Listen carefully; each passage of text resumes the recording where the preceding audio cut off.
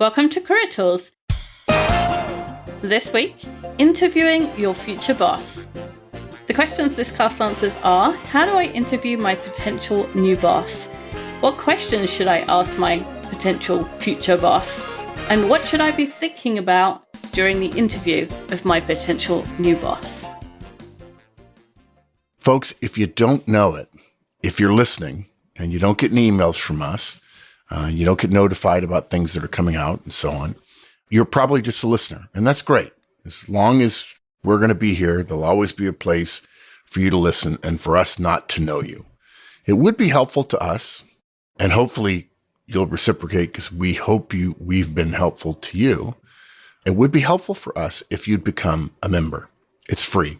All you have to do is go to the website, sign up. It takes 20 seconds. We're not going to bombard you with mails. We're not going to send you a lot of spam. We just want to let you know some of the news about stuff we're doing. And again, it's free and it unlocks all kinds of free services. If you want to download forms from the website, if you want to use the forums, you just got to have one of those free memberships. And then at some point, hopefully we will have served you well enough that you'll transition and you'll become a licensee. And that opens up a whole nother raft of benefits. And that's $200 a year. But according to our finance person, there's $475 worth of products in there. And that's because we believe in a saying we made up, which is Tiffany advice at Walmart prices. So come be a member. Come to the website. Sign up. Thanks. So this guidance came out of a question we were asked recently, but it actually comes up probably once every 3 months or so with the same situation, which this person found themselves in. They said, after recently joining a new company, my new boss left. So they joined a new company and then the boss who had hired them left. I will be involved in the interviewing process for my new manager. What should I definitely ask and what topics should I avoid? And sometimes it's worded differently, but in essence, people are in the interview, part of the interview process for the role that will manage them.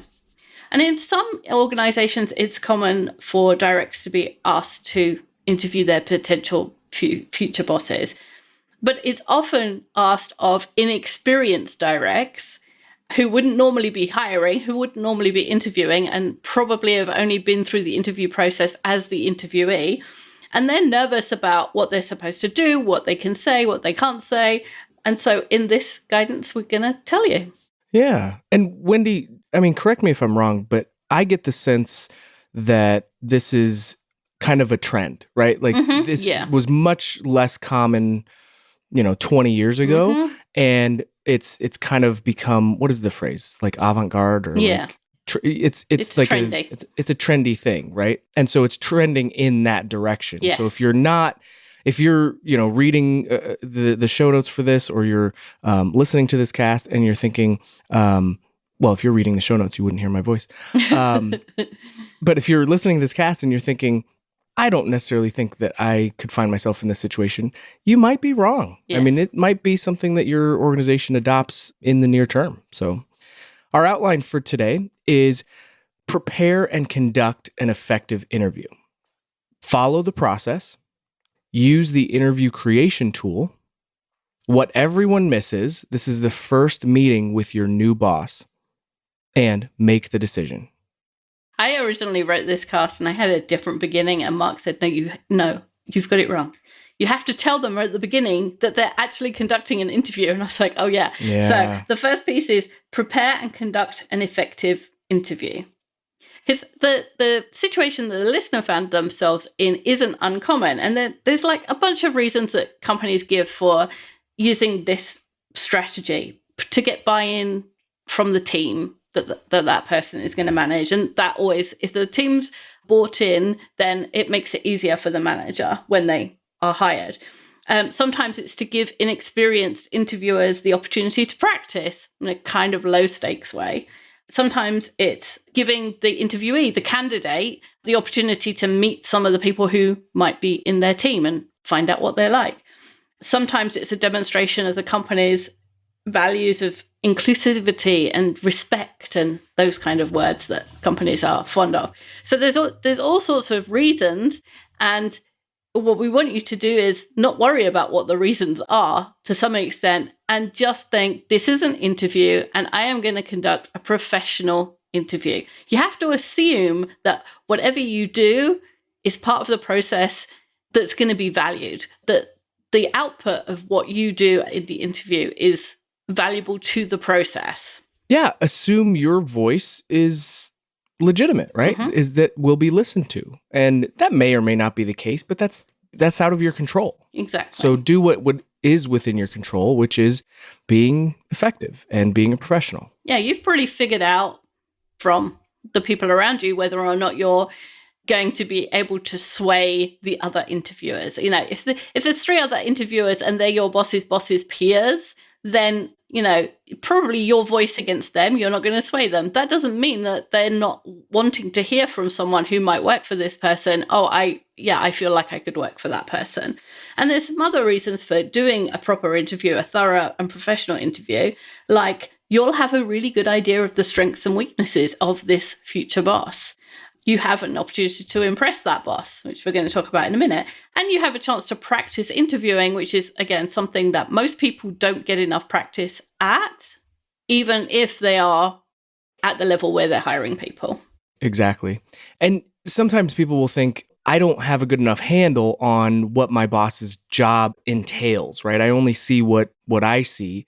And so maybe people may have misgivings about interviewing someone for a job that they're not even themselves that familiar with. You don't need to know all the details of your boss's job to interview them effectively. Interview based on what you know, right? You do know some of the things, some of the aspects of your boss's job. And, you know, there are those places where your current boss or the boss that preceded who you're interviewing, their work intersects with your work. And there's behaviors that you've seen. You know, maybe for our listener, they didn't have as large of a data set, but certainly if you've worked with someone for a while, you'll be able to see behaviors that you've seen in that role that are that you find particularly effective or otherwise, right? And so that would be helpful. Asking questions about the management of areas that you work in, right, would make sense because those are the areas in which you're probably the best able to evaluate the candidate's answers. And this happens in interviewing, right? Every interviewer asks probing questions throughout the interview that probe into a specific area that's of interest really for the interviewer, Exactly. right? I mean, yeah. So this happens. This is not, you know, we're not reinventing the wheel here.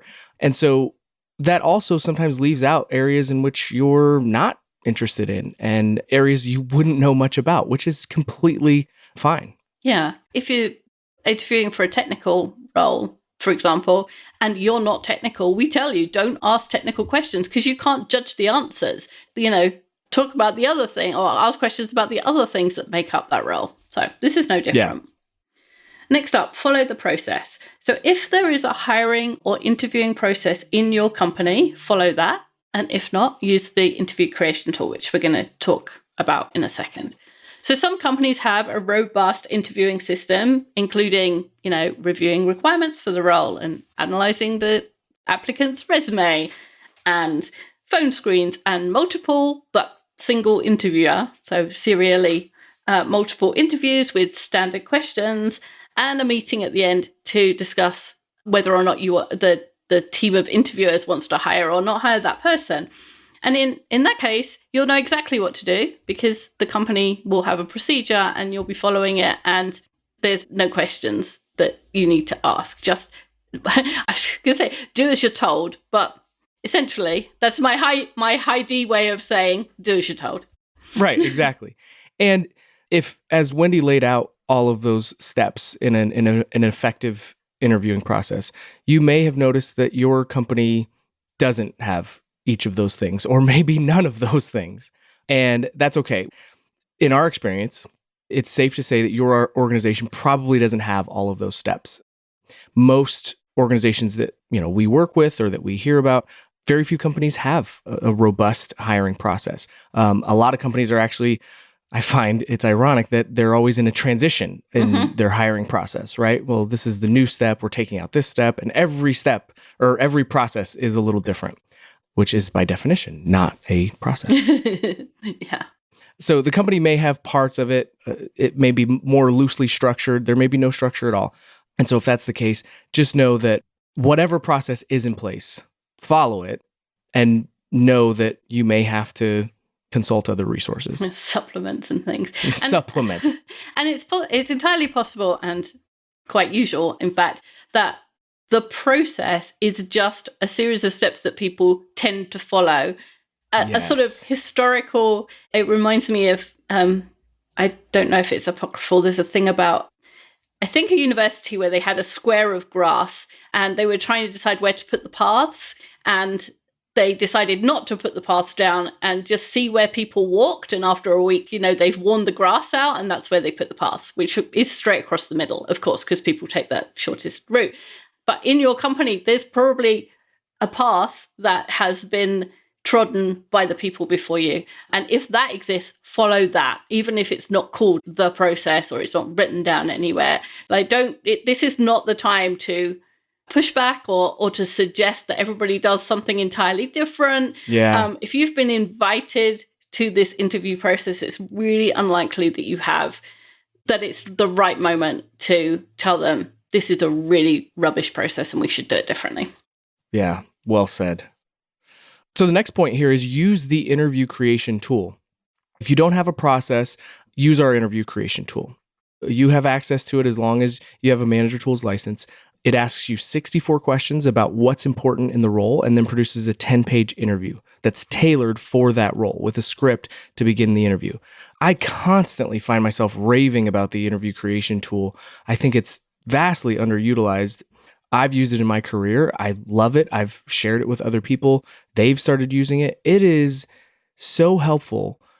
The story I tell people, I've probably told it here, but the story I tell people is I remember sitting down with recruiters to hire managers or senior managers, and they say, okay, do you want someone who's good at, customer service? Yeah. Mm-hmm. Do you want someone who's good at technical skill? Yeah. Mm-hmm. Do you want someone who's good at giving presentations? Yeah. And then we go down like 5 or 6 questions and I go, who's saying no to these questions? Yeah, right. I want someone who's brilliant at everything. Right. I want that unicorn. Mm-hmm.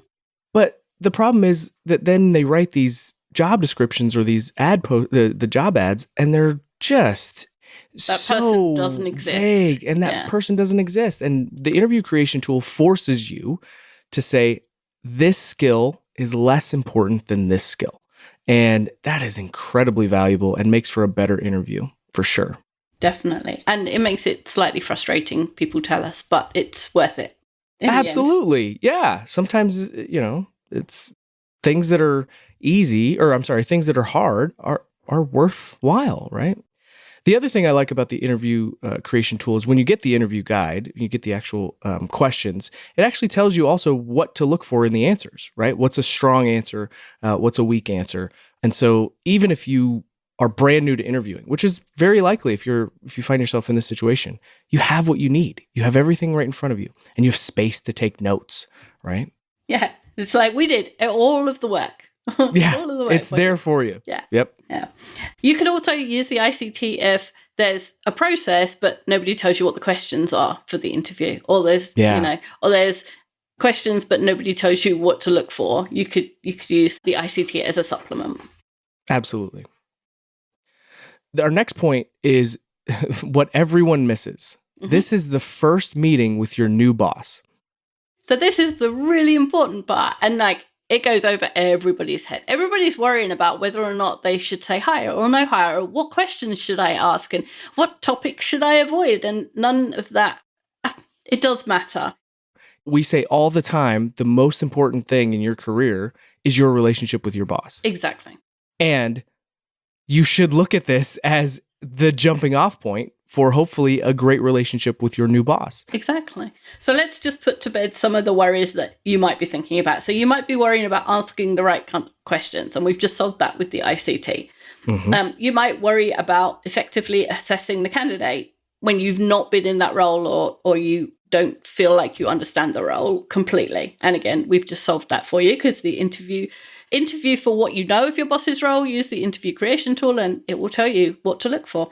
You might worry about whether or not you'll get a gut feel about this candidate or not. And we tell you not to worry about that at all. Experienced recruiters do have a gut feel, but that's based on the hundreds of interviews that they've done. And it's just a shortcut. Their brain, if you ask them, they could go through all the steps of, I asked the question, I was looking for this, I heard that, I added these three things together and got this. And that's what their gut feel does. But you can't jump from, I've done one interview to gut feel. Their brain just gets there quicker through repetition, right? Exactly. I mean, that's not, that gut feel is very much kind of a heuristic for a process that they just have done over and over again. Yeah. So don't worry about it. You can be as effective as someone who's interviewed hundreds of times and has a gut feel by going through the process logically. Yeah, absolutely. So if these are things that you're worrying about, you're missing what's important. And what's important is that this is the first time you'll meet someone who potentially will be your boss. And so this gives this meeting an entirely different flavor. Yeah. Take away the interview part. If this person was being brought around the team by your boss's boss, introducing her as your potential new boss, what would you want that meeting to be like? You'd want to be your best professional self.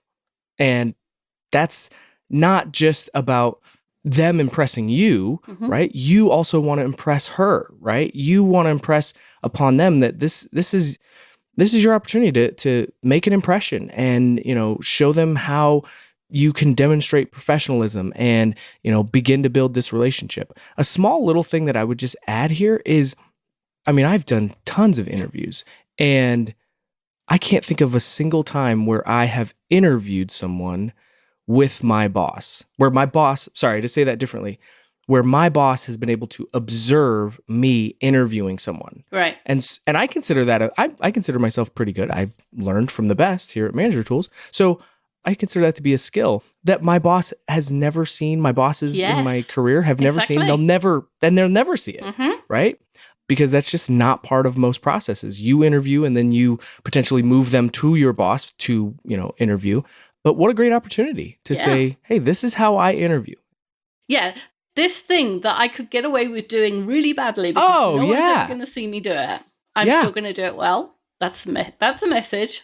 Yeah, in 2 or 3 years, when I'm hiring for someone and you're wondering what that interview process looks like with me hiring for someone who works for me, you'll know exactly to a T what it looks like. And most people are terrible at interviewing. In fact, most people are terrible at meetings in general, and interviewing is a meeting. And so you don't actually have to do very much to look good in this meeting, which is not to say that we're encouraging you to set the bar at better than everybody else, because that's still something you'd need to limbo under. So, for example, be on time. Like, it's the most basic of professional behaviors, but so few people do it.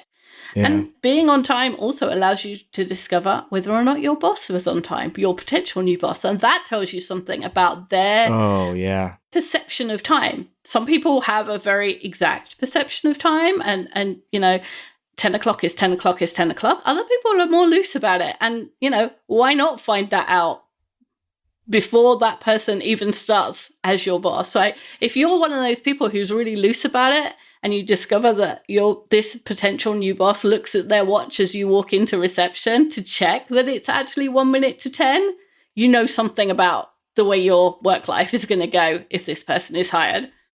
Yeah. There are some really basic professional interview behaviors. We have just kind of a quick list here. Number one is read the resume ahead of time, right? Read it ahead of time.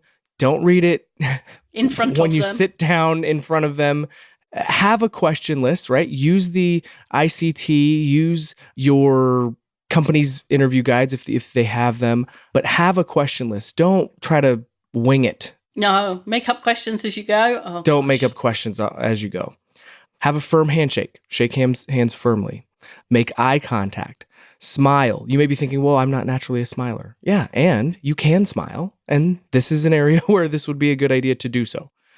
Take notes. Now, we always recommend you take handwritten notes. That means not typing them into a laptop, right? You're taking handwritten notes during this process.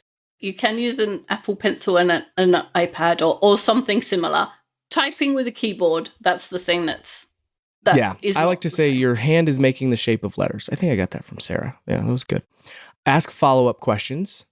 So don't just leave it at the standard interview questions, but as the conversation evolves, as they maybe touch on something that you want to know more about, or that, borderlines or overlaps into your area of work or interest, ask questions about that, right? You can tell good interviewers if you start to listen to interviews. If you listen to a bunch of podcasts that are amateurs, as it were, you can tell a good interviewer from a bad one, because bad interviewers will ask a question, the person answers, and they say thanks or yes or something affirmative, and then they ask another question that's unrelated or related to the interview but not related to the answer, and you can tell there's like a disconnect there. It's very segmented, right? Exactly. Yeah. Whereas good interviewers ask a follow-up question that segues into their next question,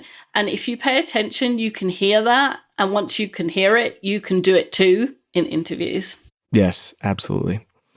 And the last point here is don't allow yourself to be distracted or interrupted. Turn off notifications, turn off your computer, turn off anything that could distract, close the door, right? Whatever you need to do to make sure that you don't get distracted, because that takes away from your professionalism in the interview.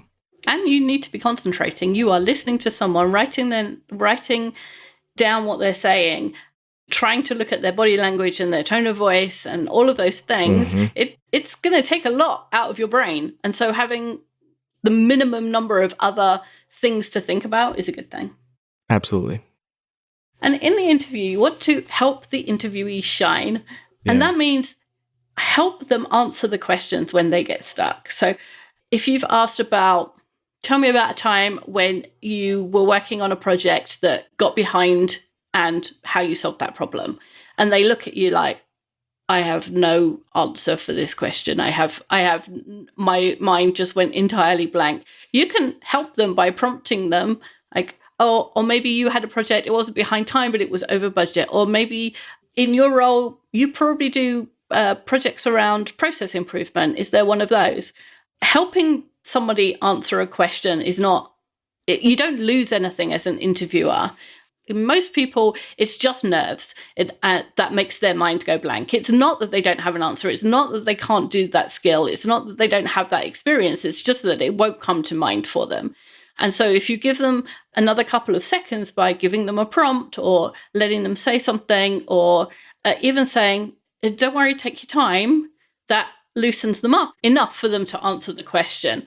If you get a series of questions where they don't give you a good answer in terms of having the experience or being able to understand what skills they were using, or talking about communication with other people, that tells you something about their experience and skills and so on.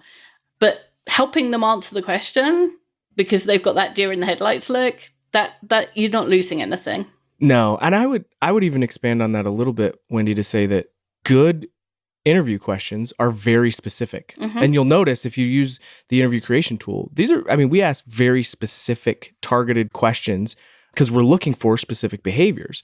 Sometimes it's just a matter of the nerves and the fact that they're like, does this example that I had in my mind fit and they're just thinking through that, trying to figure out, does that, or am I trying to figure out how to fit a round peg in a square hole, right? I mean, that type of thing. So I think that could be another function of it as well. I would say good interviewers do that as a matter of course. They help the candidate shine.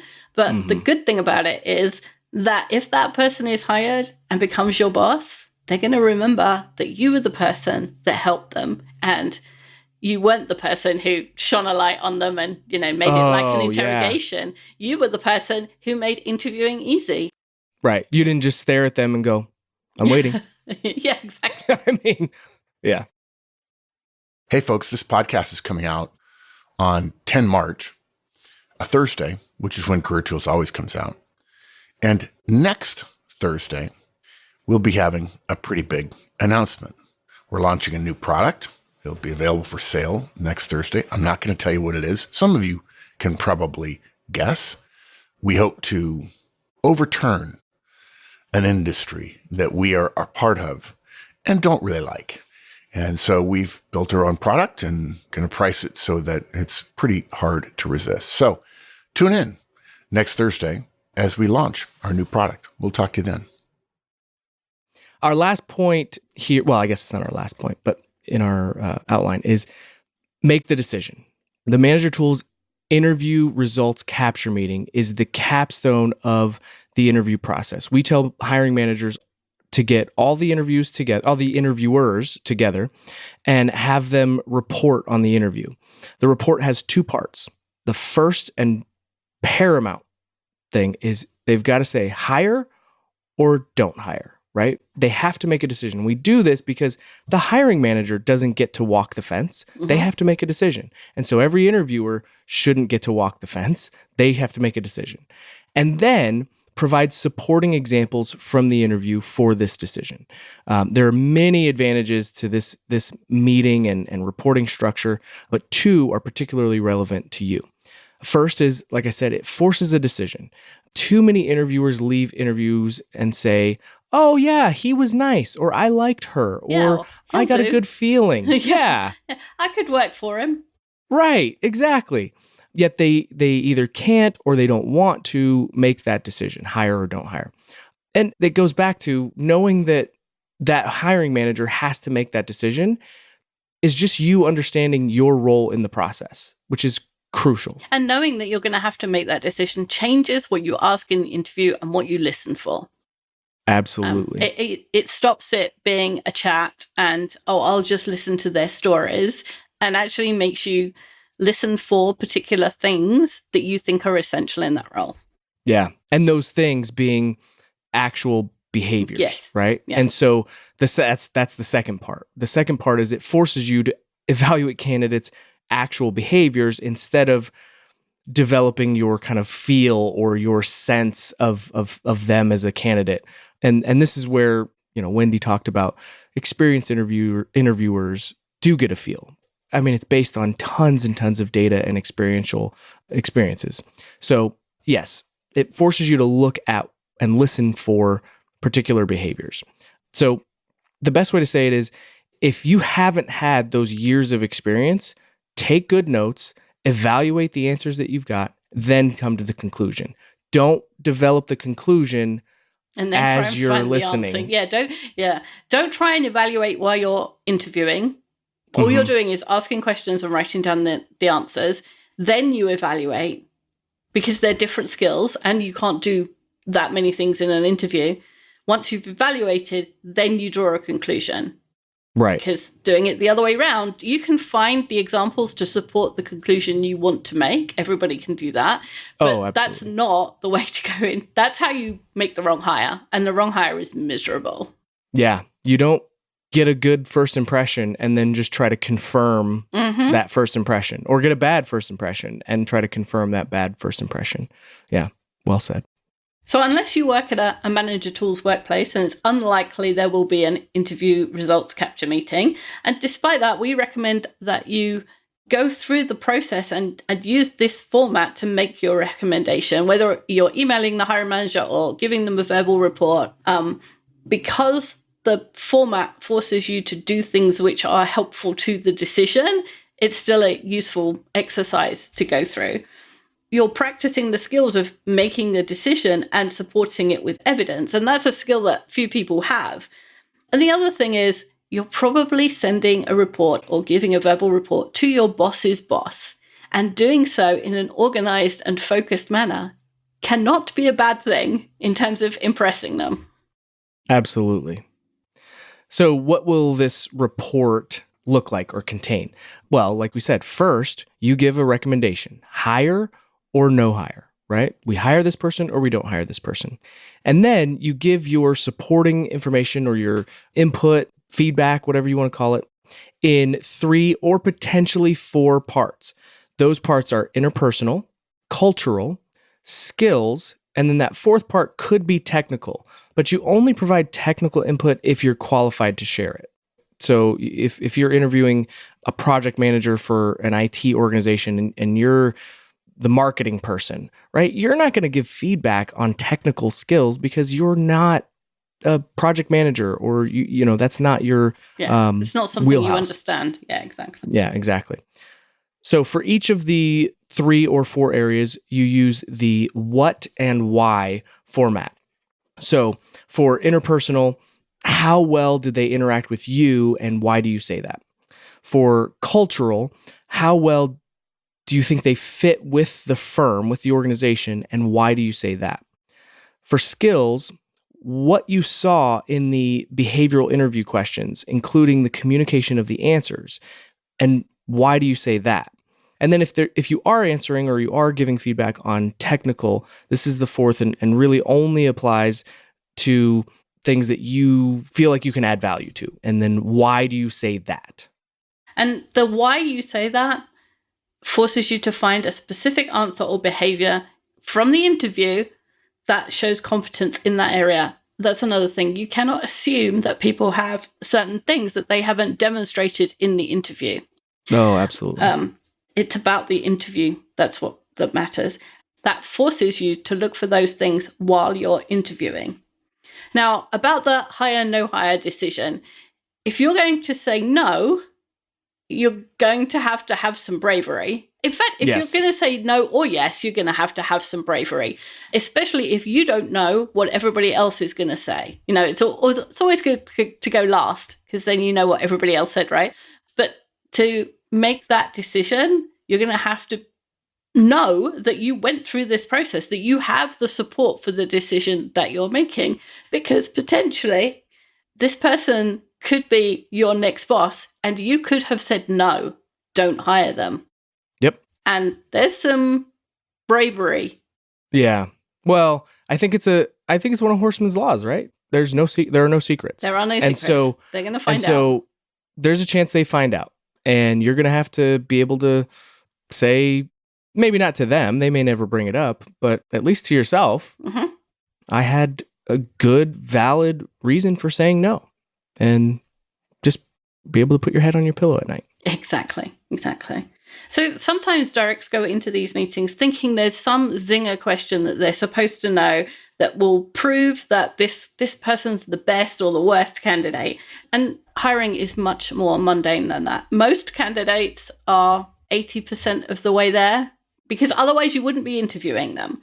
Often there's multiple candidates who would be good at a role. So there isn't this, I'm going to find Superman using my special question. That's not what it's like. It's much more like these are the same questions that I've asked every other time, and I'm going to find somebody who's 95% of the way there. Your job isn't to find that zinger question. It's to conduct a professional, effective, measured interview and deliver a well-reasoned report. And at the same time, don't forget that you're meeting your potential new boss, and showing them how professional you are and helping them shine does no harm to your future relationship. Exactly. If you're looking for a slam dunk, Wendy already works here, so it's not going to happen. You're so sweet. Thanks, Andrew. Thanks, Wendy.